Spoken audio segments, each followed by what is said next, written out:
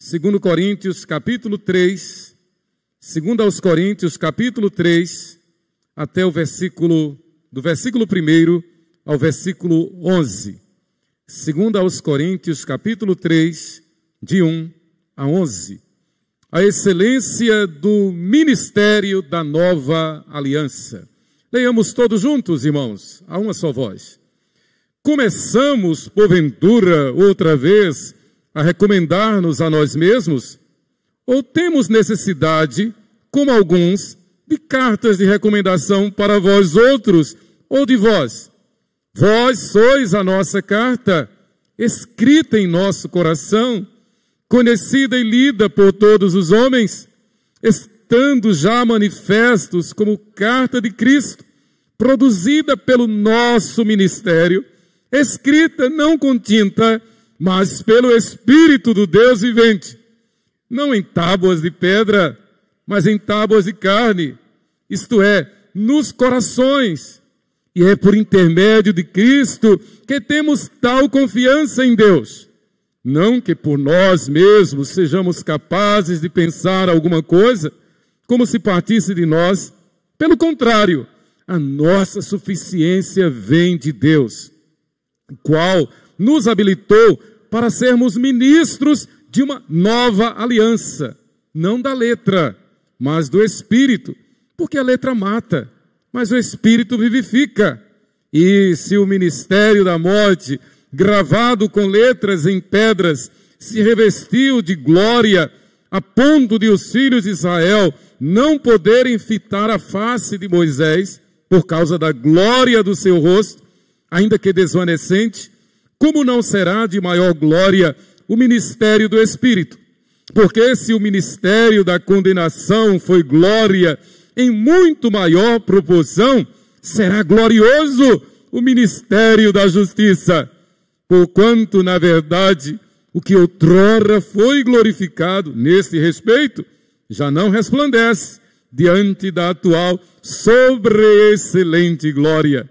Porque se o que se desvanecia teve sua glória, muito mais glória tem o que é permanente. Oremos, irmãos. Senhor, nós te louvamos pela tua palavra, que é viva e eficaz, mais penetrante do que qualquer espada de dois gumes, e chega a discernir alma e espírito, juntas e medula. A tua palavra nos edifica, a tua palavra nos vivifica, a tua palavra nos reaviva, a tua palavra nos santifica. A tua palavra é a tua voz falando aos nossos ouvidos, à nossa mente, ao nosso coração. Quanto amamos a tua palavra, é a nossa meditação todo dia. Nós pedimos que o Senhor fale ao nosso coração e nos dê reavivamento. Vivifica-nos, Senhor, em nome de Jesus. Amém. Podeis sentar. A excelência da nova aliança. Quando o reverendo doutor John Hus ele veio de uma família paupérrima, mas estudou, batalhou, e chegou a ser o reitor da Universidade de Praga, na Tchecoslováquia. E como a rainha das ciências, a rainha da academia era a teologia, as grandes cabeças normalmente faziam teologia. E ele foi fazer teologia, ele fez teologia, ele foi consagrado sacerdote. Devemos lembrar que a igreja vigente era a Igreja Católica Apostólica Romana. A igreja fiel sobrevivia às escondidas, sob perseguição. Escondida mesmo, debaixo de perseguição, porque ninguém poderia pensar diferente da grande igreja, instituição que dominava tudo e a todos com mão de ferro e vara de fogo. Hus formou-se em teologia, fez doutorado, tornou-se padre, professor de teologia e reitor da Universidade de Praga. Ele começou então nas suas pregações a ensinar o verdadeiro evangelho. Resumindo a história, foi excomungado e condenado à morte na fogueira, ainda vivo. E quando ele estava atado naquele tronco, naquela pira, quando ia o algoz atear fogo, ele disse: hoje vocês queimam um ganso, mas daqui a 100 anos, Deus vai levantar um cisne que vocês não poderão queimar. Isso foi no dia 6 de julho de 1415. 101 anos depois e 3 meses. 101 anos e 3 meses depois, Deus levantou o cisne. O monge, também padre, doutor Martinho Lutero, que no dia 31 de outubro de 1516, 101 anos e 3 meses depois de João Hus, ele afixava as 95 teses que deu início à reforma protestante do século XVI. É interessante que a história normalmente não mostra, os livros de história normalmente não mostram, ou truncam, ou fazem um fake news, dizendo que quem trouxe liberdade, igualdade e fraternidade foi a Revolução Francesa. Mentira! Quem trouxe liberdade, igualdade e fraternidade, o livre pensar, foi justamente a reforma protestante do século XVI, que graças à providência divina, com a imprensa inventada por Gutenberg, então os livros foram distribuídos a mãos cheias. E os reformadores, eles publicavam seus livros, seus sermões, e isso trouxe um novo pensar, isso trouxe liberdade, isso trouxe igualdade, isso trouxe fraternidade. A Revolução Francesa apenas pegou carona no comboio da reforma protestante do século XVI. Essa história mostra que depois de mais de 1000 anos da chamada Idade das Trevas, a Idade Média, onde todo mundo que pensasse diferente era queimado, era martirizado, era morto. Agora vem um novo pensar. Eu quero fazer um parênteses e lembrar que quem emancipou a mulher foi Jesus Cristo. Isso é notório. Isso é notório, isso é verdadeira ciência, é verdadeira história. Foi depois da vinda de nosso Senhor Jesus Cristo que a mulher foi emancipada. Não apenas a mulher, mas a criança foi emancipada. A família foi honrada, dignificada.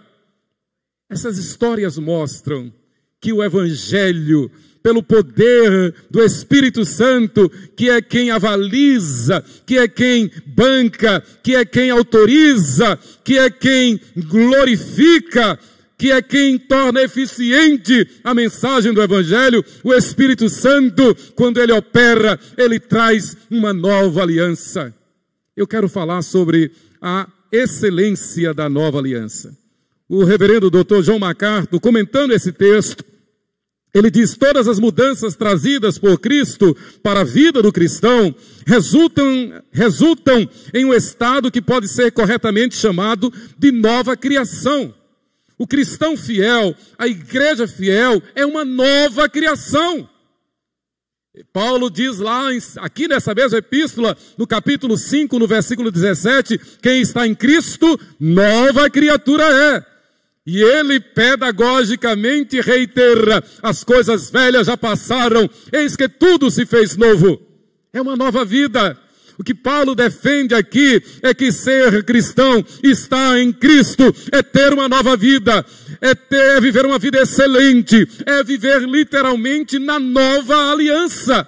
E todos nós sabemos, desde o departamento infantil, desde a classe de catecúmenos, que o Antigo Testamento fala da velha aliança, aquela aliança que caducou, aquele pacto que caducou, feito com Adão. Mas no Novo Testamento nós temos a nova aliança feita pelo Pai com o seu Filho perfeito, mediada pelo Espírito Santo. Então aquela aliança, aquela velha aliança, Deus quis fazer com o homem e mostrou-se imperfeita, mostrou-se ineficaz. Na verdade, Deus estava dizendo ao homem: não é por força, não é por poder, não é por violência, mas é pelo meu Espírito. O homem em si não tem capacidade, o homem em si ele está perdido. Então Deus, na sua sobreexcelente graça, resolveu fazer aliança na Trindade.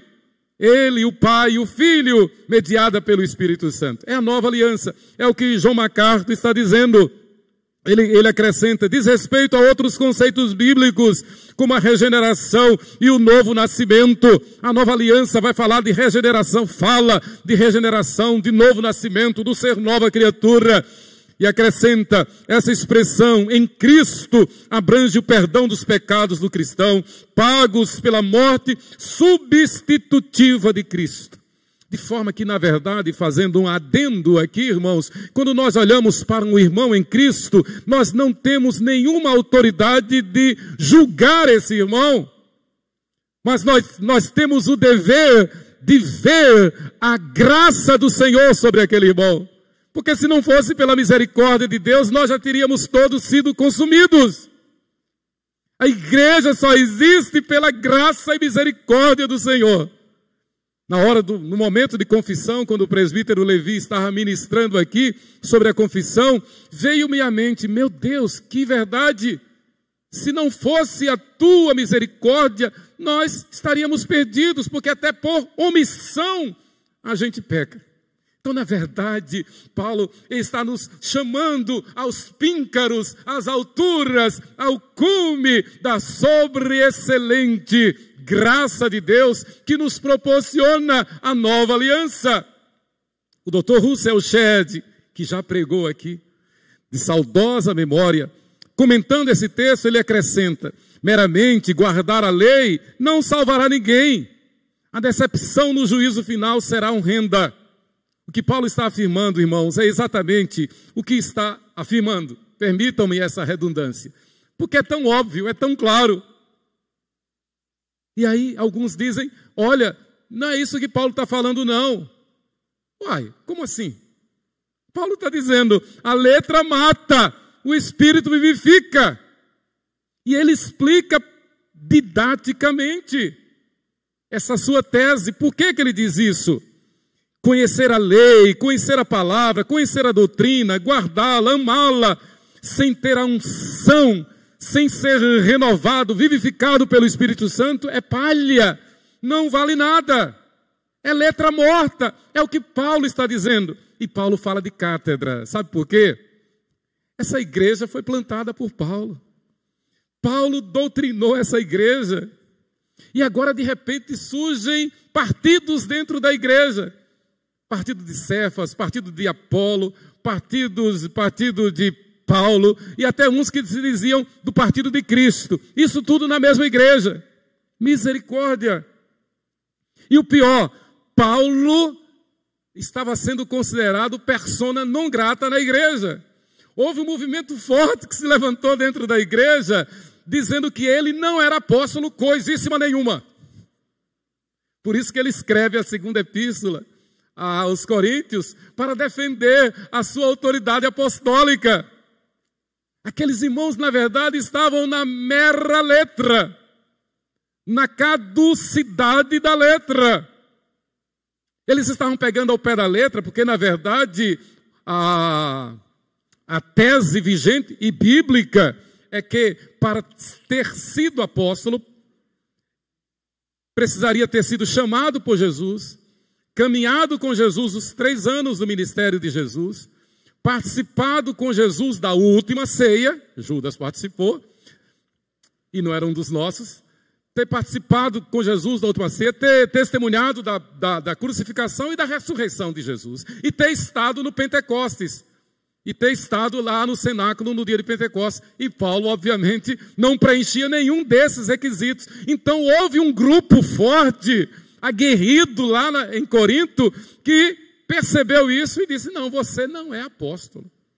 Eles chegaram até a dizer que Paulo era fraco de palavra, que Paulo não tinha boa dicção, que Paulo já estava velho.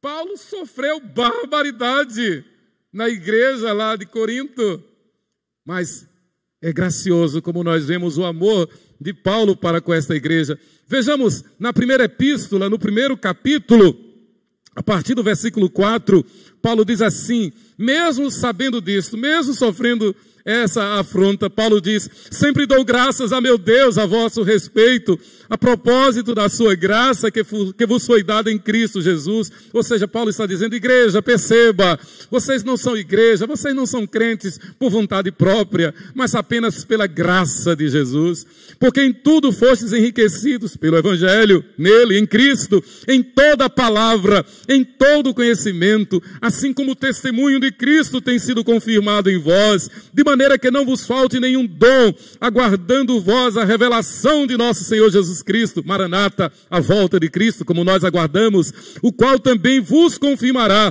até ao fim, até a consumação dos séculos. Nós estamos esperando para serdes irrepreensíveis no dia de nosso Senhor Jesus Cristo. Fiel é Deus, pelo qual fosse chamados à comunhão de seu Filho Jesus Cristo, nosso Senhor. Ou seja, e Paulo vai reiterar essa tese aqui, no primeiro capítulo da primeira epístola. Paulo está dizendo: nós não somos igreja. Paulo não faz distinção, não faz separação. Ele se coloca como membro da igreja. Ele diz: nós não somos igreja por mérito nosso, por vontade nossa, por capacidade nossa, mas somente pela graça e misericórdia do Senhor. É o que Paulo está dizendo. Agora, voltemos o nosso olhar para o nosso texto base. 2 aos Coríntios, capítulo 3, a partir do versículo 1. Paulo então diz: começamos porventura outra vez a recomendar-nos a nós mesmos? Veja que palavra. Paulo está dizendo: vocês estão exigindo de mim uma carta de recomendação? Será que eu preciso pedir autorização para ir aí na igreja, para fazer um sermão, para mandar uma carta? Ou temos necessidade, como alguns, de cartas de recomendação? A mesma ênfase. Eles colocaram empecilho. Eles disseram: aqui você não é bem-vindo, não. Mas Paulo foi chamado pelo Espírito Santo. Nós devemos lembrar do chamado extraordinário. Eu falei que Paulo não preencheu aqueles requisitos, mas é preciso lembrar que aqui ele prova, nas duas epístolas aos Coríntios, que ele foi chamado como um abortivo, como um fora de tempo, e foi chamado direto pelo Senhor Jesus. Nós sabemos a história no caminho de Damasco. Jesus apareceu literalmente a Saulo de Tarso e disse: importa que você seja minha testemunha aos gentios. E ali Jesus fez de Paulo o seu apóstolo. Então ele prova isso aos crentes lá de Corinto. Estamos resolvidos com isso. Então, no versículo 3, Paulo diz: estando já manifesto, aliás, versículo 2, vós sois a nossa carta, escrita em nosso coração, conhecida e lida por todos os homens, estando já manifestos como carta de Cristo, produzida pelo nosso ministério. Eram ovelhas de Paulo. E agora dizem: não, você está fora. Você está ultrapassado. Nós descobrimos que você não estava lá no cenáculo. Nós descobrimos que você foi um perseguidor dos cristãos. Você foi o responsável pela morte de Estevão. Então nós não queremos conversa com você. Você tem uma vida suja. Na verdade era isso que eles estavam dizendo. Irmãos, eu não tenho coragem de mostrar o filme da minha vida a ninguém. Nem Deus manda que eu faça isso.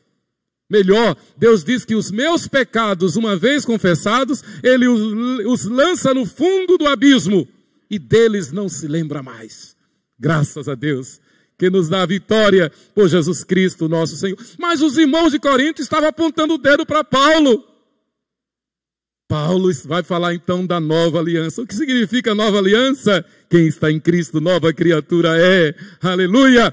Então, versículo 3. Estando já manifestos como carta de Cristo, produzida pelo nosso ministério, escrita não com tinta, ou seja, não pela vontade humana, não pela materialidade, não de forma carnal, não como se fosse uma instituição, um clube, um partido, como estava acontecendo lá. Detalhe, desculpe, a igreja de Corinto, a despeito desse zelo todo, é uma igreja que ficou famosa pela imoralidade. Eles transformaram a ceia numa farra. Pecados terríveis, como incestos dentro da membresia da igreja. Coisas horríveis, impurezas horríveis. E são esses mesmos irmãos que se investem de espírito de zelo para julgar o apóstolo Paulo.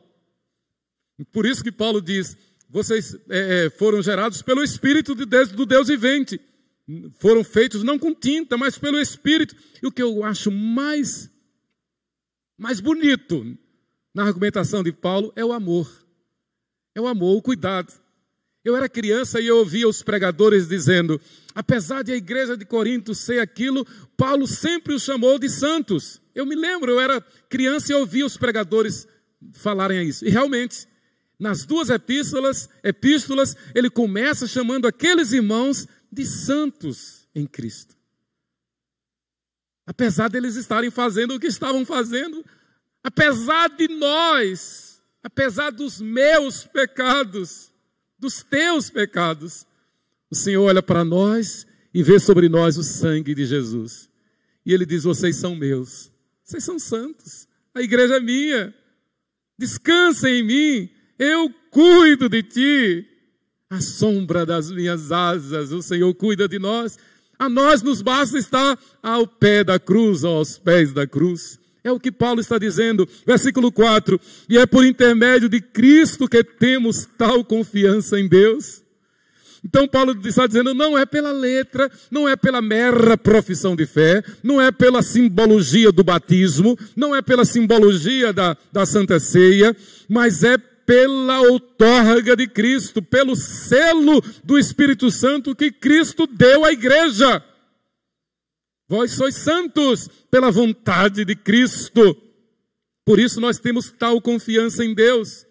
Não que, versículo 5, não que por nós mesmos sejamos capazes. Ele é extremamente didático, o apóstolo Paulo, né? Ele destrincha, ele desenha para que não haja nenhuma sombra de dúvida. Hoje nós vamos receber novos membros na igreja. Que alegria! E a igreja deve receber com efusão, com alegria, com regozijo. E procurar cuidar como um recém-nascido na igreja. Alguém já disse, eu acho que foi Juan Carlos Ortiz, um especialista em missiologia e discipulado. Ele disse, a igreja tem muitos obstetras, mas poucos pediatras. Uma análise que ele fez. A igreja tem um afã grande de evangelizar, mas muitas vezes falha no discipulado. Foi Juan Carlos Ortiz no livro O Discípulo. A igreja falha no discipulado, que é justamente o acompanhar. Por isso que eu falei hoje de manhã da necessidade urgente de implantarmos grupos pequenos. Imagine cada presbítero, Levi, Cláudio, Elisandro, Francisco, Hélio, cada presbítero assumindo, dirigindo um pequeno grupo, um grupo pequeno. A igreja vai estar sendo assistida, a igreja vai estar sendo recebida. Quando a gente visita os irmãos, a gente vê o gozo, a alegria dos irmãos na visita que nós fazemos. Por exemplo, a nossa irmã Herta Araújo. Se eu pudesse, eu visitaria a Herta todo dia. Todo dia. Porque eu vejo como faz bem. E faz bem a ela e faz bem a mim. E é a família toda, é a casa toda. Eu quero pedir à igreja que ore para que nós implantemos com urgência esse ministério de grupos pequenos, que é cuidar uns dos outros. É a igreja de casa em casa, como nos Atos dos Apóstolos. Pense na maravilha que vai ser, né? Então Paulo diz, Deus está cuidando. Não que por nós sejamos capazes de pensar alguma coisa, como se partisse de nós. Pelo contrário, a nossa suficiência vem de Deus. Eu quero pedir a você, vamos fazer aqui um exercício maravilhoso. Feche os olhos e diga assim, a nossa suficiência vem de Deus. Digam todos, a nossa suficiência vem de Deus. Agora, ainda com os olhos fechados, diga assim, a minha suficiência vem de Deus. A minha suficiência vem de Deus. Irmãos, Deus cuida de nós. Como nós cantamos aos pés da cruz, né? Esse cântico maravilhoso. Deus cuida de nós. A nós nos cabe tão somente descansar nele. O pardal encontrou casa, a andorinha ninho para si. Nós encontramos os teus altares, Senhor. Eu já falei aqui, já falei várias vezes e repito, a história, o testemunho de Corrie ten Boom. Corrie ten Boom. Ela era ainda uma menina quando a família foi levada para o campo de concentração de Auschwitz, na Alemanha.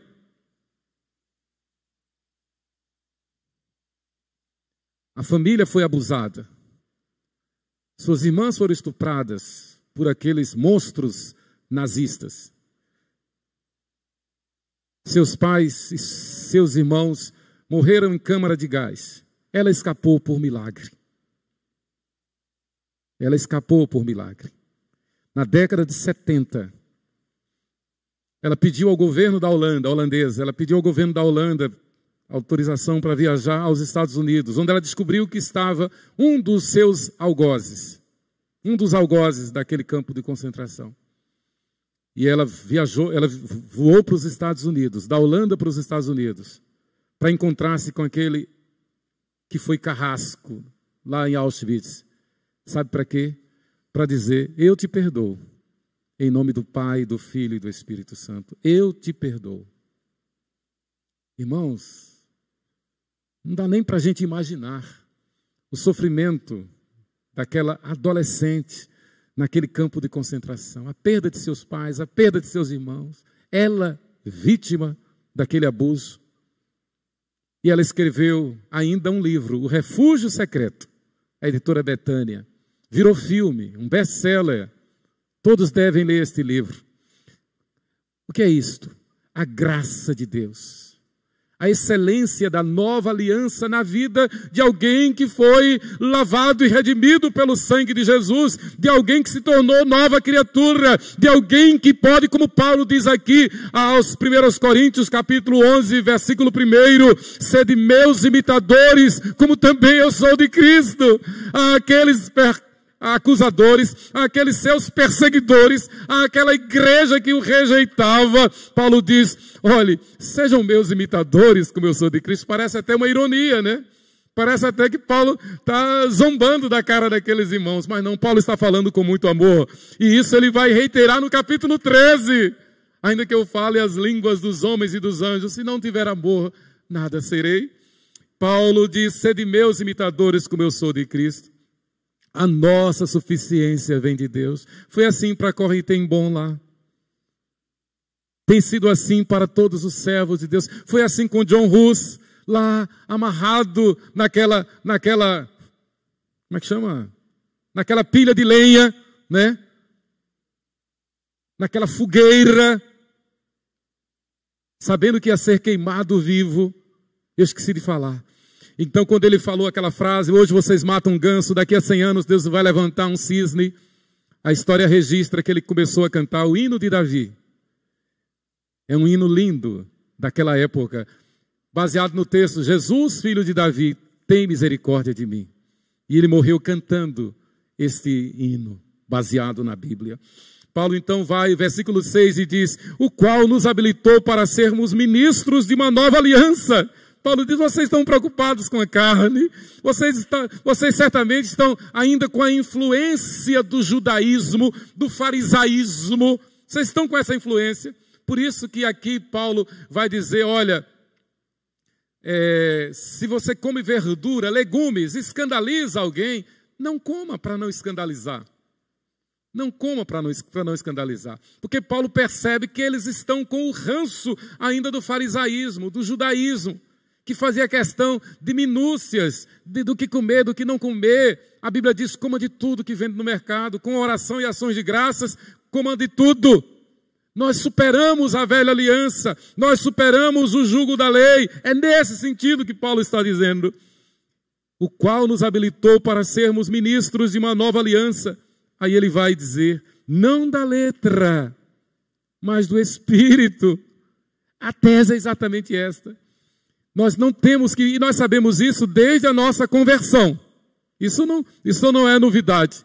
Nós somos chamados para viver, não na mera letra, mas no Espírito. É o Espírito que vivifica. É o Espírito que nos quebranta, é o Espírito que nos convence do pecado, da justiça e do juízo. É o Espírito que intercede por nós com gemidos inexprimíveis, porque nós não sabemos orar como convém. É o Espírito que Jesus manda que nós sejamos cheios dele. Lá no seminário, eu me lembro muito, né? Levi falou no instante do testemunho de oração, lá no seminário, de madrugada, eu descia as escadas lá, eu morava no segundo andar, descia as escadas 4 horas da manhã para ir orar lá num lugar secreto, lá embaixo. E eu descia cantarolando um cântico abençoado. De madrugada o crente vai buscar poder. De madrugada o crente vai buscar poder. Na verdade, nós temos que estar em oração. Nós temos que buscar a Deus em oração. Nós temos que abrir mão de nós, de nosso eu, de nosso ego. Nós temos que nos quedar nos braços do Espírito Santo, para que o Espírito Santo nos conduza, como diz Paulo aqui, em triunfo e ao triunfo. É a obra do Espírito Santo. A nossa suficiência vem de Deus. A nossa tendência é nos preocupar. A nossa tendência é nos encostar na letra. A nossa tendência é ver o preto no branco. A nossa tendência é ver a coisa concreta, provada. Mas Paulo diz, não é assim que aprendestes em Cristo. Não é como nós pensamos, não é como nós queremos, mas é como o realizar e o efetuar de Cristo. Descansa no Senhor, espera nele, Ele cuida de ti. Olha os passarinhos, eu alimento todos eles. Olha as flores do campo, eu que visto cada uma delas. Não se preocupem com o dia de amanhã. Eu tenho tanto cuidado para com vocês, que eu sei quantos fios de cabelo tem na cabeça de cada um de vocês. Deus cuida de nós. A nossa suficiência vem dele. Então Paulo, na verdade, chama a atenção para os membros da igreja em Corinto e diz, não se preocupem com a letra. Essa letra, a letra que vivifica, ela é gravada no nosso coração pelo Espírito Santo. É o Espírito Santo quem nos revela a Bíblia. Não fora o Espírito Santo, nós não entenderíamos nada. Né? Se fosse pelo entendimento humano, todos os alfabetizados seriam cristãos, porque iriam ler a Bíblia. Por outro lado, nós conhecemos pessoas que aprenderam a ler na Bíblia. Ainda essa semana eu conversei com uma dessas. Pessoas que aprenderam a ler na Bíblia. E aprendendo a ler na Bíblia, o Espírito Santo lhe revelou. Só sabe ler a Bíblia. E tem pessoas que nem aprenderam a ler a Bíblia, mas o Espírito Santo lhe revelou as Escrituras Sagradas. É obra de Deus. É coisa de Deus. É o que Paulo está dizendo então aos crentes lá em Corinto. Então, versículo 6 ainda, o qual nos habilitou para sermos ministros de uma nova aliança, não da letra, mas do Espírito. Por quê? A letra mata, mas o Espírito vivifica. Paulo está dizendo, vocês querem continuar presos à velha aliança? Vocês querem continuar presos ao regime da lei? Vocês querem reivindicar poder apenas porque guardam os mandamentos? Apenas porque conhecem o texto sagrado? Paulo diz, se vocês não tiverem a unção, o poder do Espírito Santo, nada disso vale. Isso mata. A mera letra mata. Há um hino antigo, clássico do nosso cenário, que diz, da mera letra além, eu quero ver. Perfeito. Eu quero ver além da letra. E é o que o Espírito Santo faz quando nos dirige, quando nos revela a Bíblia Sagrada. A letra mata, mas o Espírito vivifica. Então Paulo está chamando a igreja em Corinto a viver no Espírito. E ele diz, e se o ministério da morte, gravado com letras em pedras, e aí ele faz uma alusão, uma referência à entrega das tábuas da lei lá no Sinai, os 10 mandamentos, que Deus entregou a Moisés. Ele faz esse paralelo, ele faz essa comparação. Versículo 7. E se o ministério da morte, e ele chama de ministério da morte, porque era realmente ministério da morte. Ministério da morte. E ele vai dizer aos Gálatas, ele diz, Cristo nos resgatou da maldição da... Quem lembra? Cristo nos resgatou da maldição da lei, fazendo-se ele mesmo maldição em nosso lugar. Então Paulo diz, olha, se vocês querem se firmar, se ancorar, se segurar na lei, saibam que a lei significa maldição, porque a lei diz, tem que morrer. E isso aconteceu na pessoa de nosso Senhor Jesus Cristo. Ele teve que morrer. Aliás, a única pessoa que cumpriu a lei perfeitamente foi Jesus. Sem precisar, porque ele é santo, ele nunca pecou, mas ele cumpriu a lei que dizia, tem que morrer. E aí ele morreu em nosso lugar. Por isso que John MacArthur diz que esse texto está falando da regeneração e da morte substitutiva de Cristo. Para quê? Para que nós sejamos novas criaturas, para que nós sejamos santos, apesar de nós.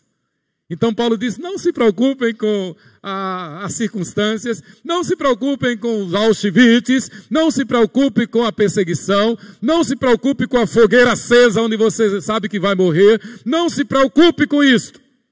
A minha graça te basta. Descansa em Deus. Quantas vezes, por menos, muito menos, a gente já está aflito, a gente já está pedindo arrego, a gente já está a ponto de abandonar tudo.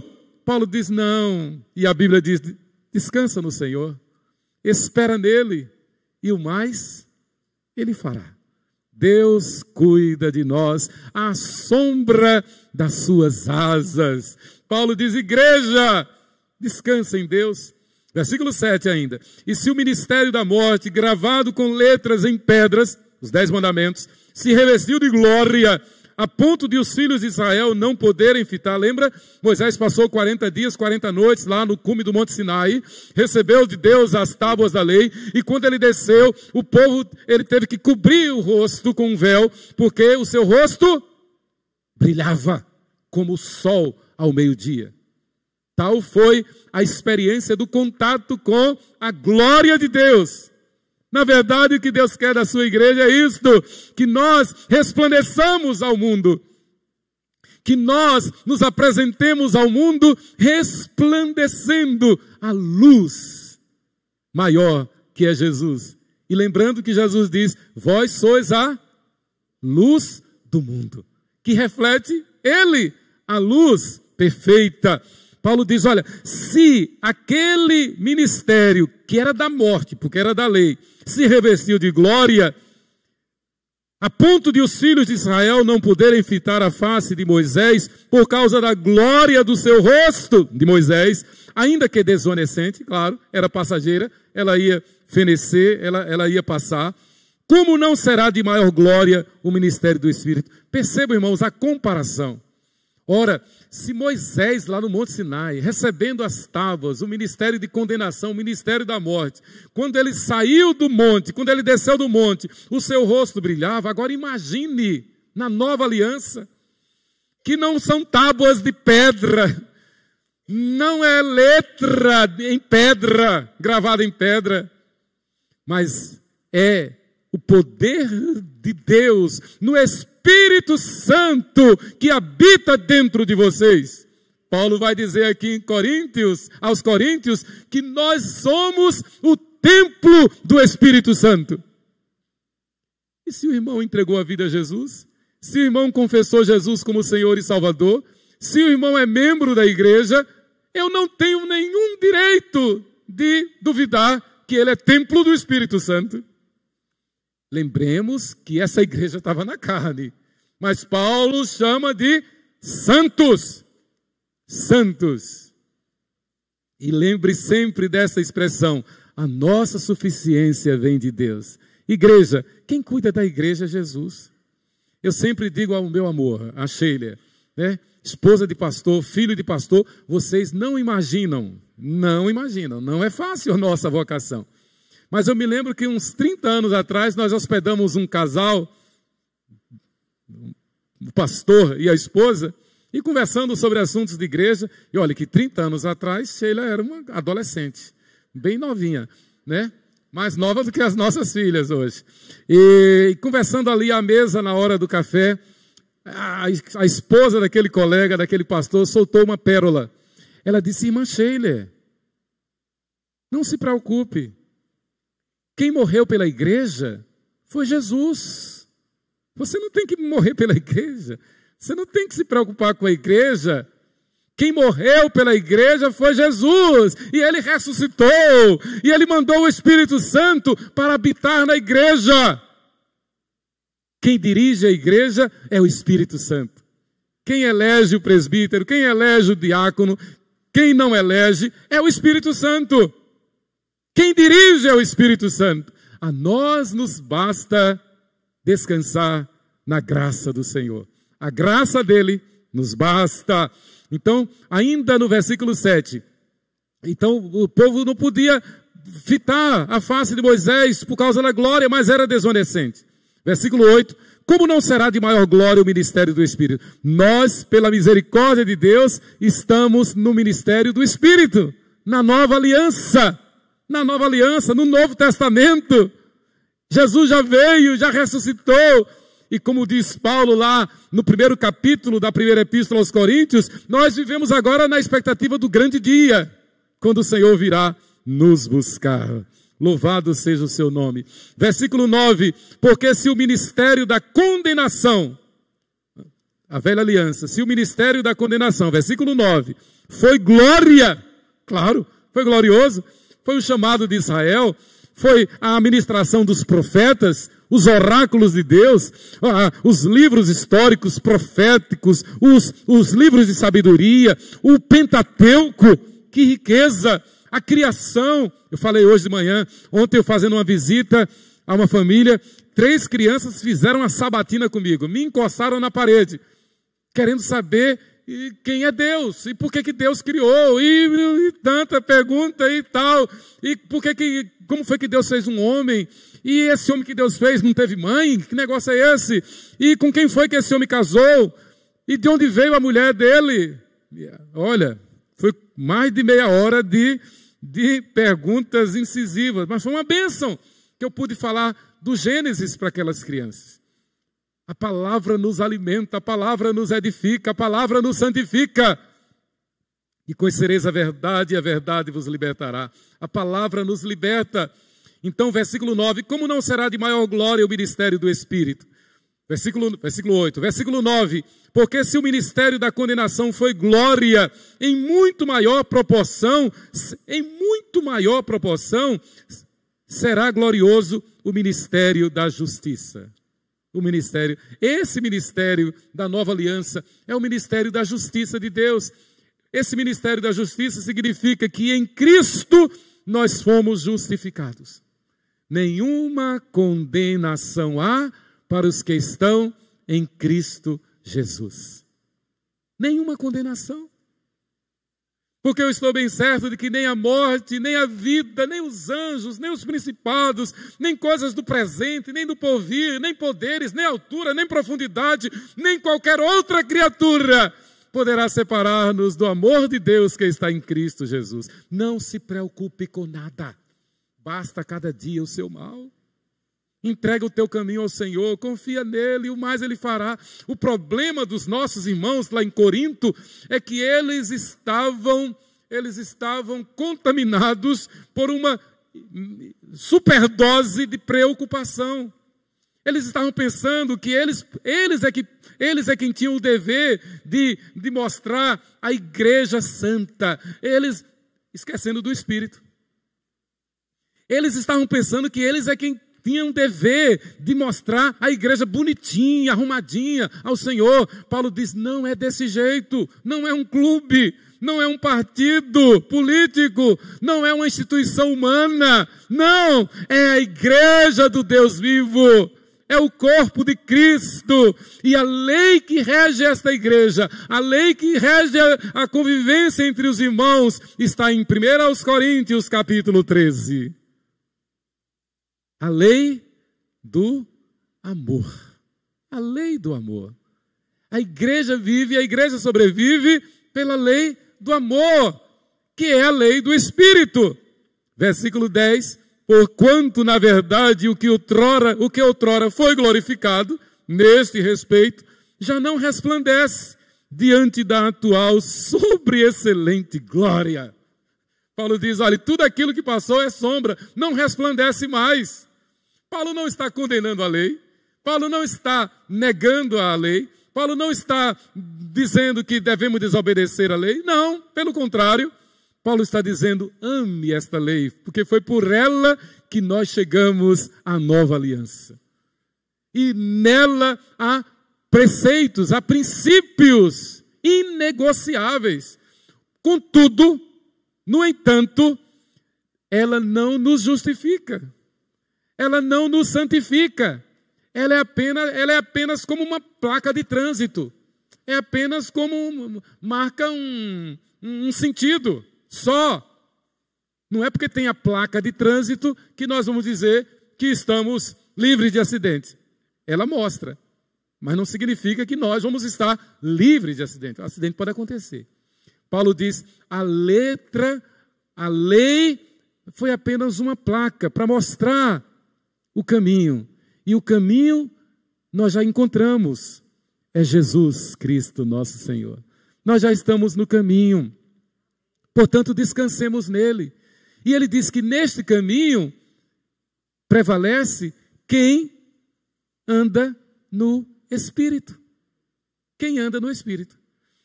O que Paulo está dizendo é, no caminho que é Cristo, quem não andar no Espírito está andando na letra. O problema é que a letra mata. Nesse novo caminho, na nova aliança, tem que ser no Espírito. Por isso que, certa feita, repito, perguntaram ao reverendo Antônio Elias, pastor, o que significa unção? Ele foi um avivalista, o maior avivalista da nossa igreja e um dos maiores do Brasil. O que significa unção? Ele pensou e disse, meu filho, unção significa que uns são. Nós não podemos julgar ninguém. Na verdade, o que ele disse foi o que Jesus falou, que na igreja tem joio e tem trigo. E a gente deve conviver. Nós não temos autoridade nenhuma para descartar o joio.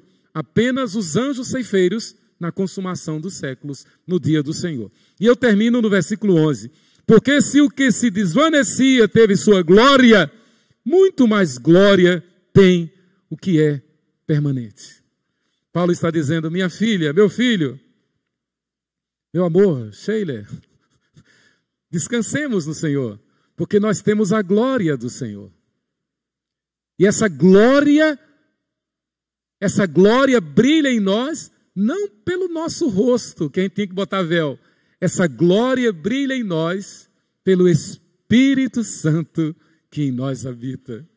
Pelo Espírito Santo que em nós habita. E eu termino lembrando a nossa irmã Fanny Crosby. Ela escreveu muitos dos hinos do nosso inário. Um deles foi que segurança tenho em Jesus, pois nele gozo, paz, vida e luz. Esse hino é maravilhoso, é lindo, mas ela nasceu cega, paupérrima, viveu 97 anos, e no finalzinho da vida, ela já tinha mais de 90 anos, quando ela escreveu esse hino. Segurança e alegria. Pense nela. Será que sofre uma pessoa cega, que nasceu cega? Dê graças a Deus. Dê graças a Deus pelos teus olhos, pelas tuas mãos, por tudo, por tudo, por tudo. Dê glória a Deus. A nossa suficiência vem de Deus. Não pela nossa capacidade, não pelo nosso arbítrio, que não temos, não pela nossa vontade, mas pelo poder do Espírito Santo que nos vivifica. Amém. Que Deus nos abençoe. Amém.